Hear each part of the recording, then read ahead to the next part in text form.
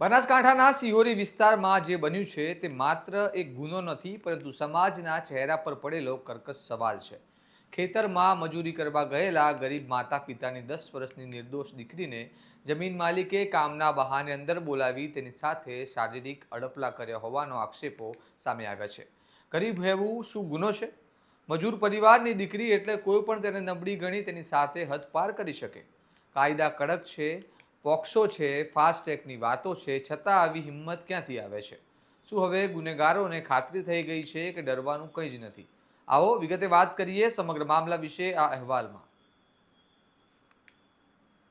નમસ્કાર, હું ચિરાગ વર્ષાબેન, આપ જોઈ રહ્યા છો સ્વમાન.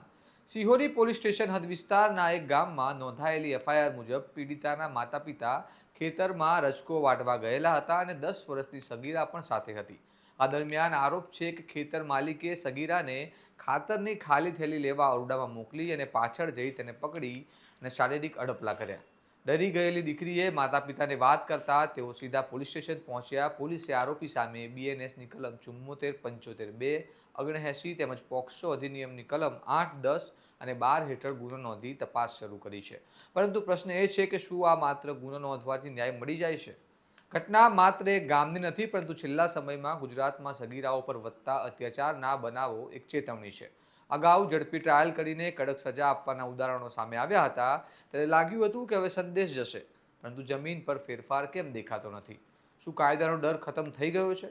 શું ગ્રામ્ય વિસ્તારોમાં મજૂર પરિવારોની સુરક્ષા માટે કોઈ અસરકારક મેકેનિઝમ છે, કે પછી ગરીબ પરિવાર ન્યાય માટે વર્ષો સુધી દરવાજા ખખડાવતો રહે છે?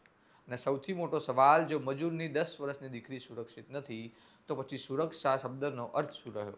શું તંત્ર ઘટના પછી જ હરકતમાં આવે છે, કે પ્રિવેન્શન માટે પણ કોઈ કડક નીતિ છે? હવે જોવાનું રહ્યું કે આ કેસમાં તપાસ કેટલી ઝડપથી પૂર્ણ થાય છે અને આરોપી સામે કાયદો કેટલી કડકાઈથી કામ કરે છે. શું આ કેસ ઉદાહરણ બનશે કે ફક્ત એક વધુ આંકડો બની જશે? આપ શું માનો છો?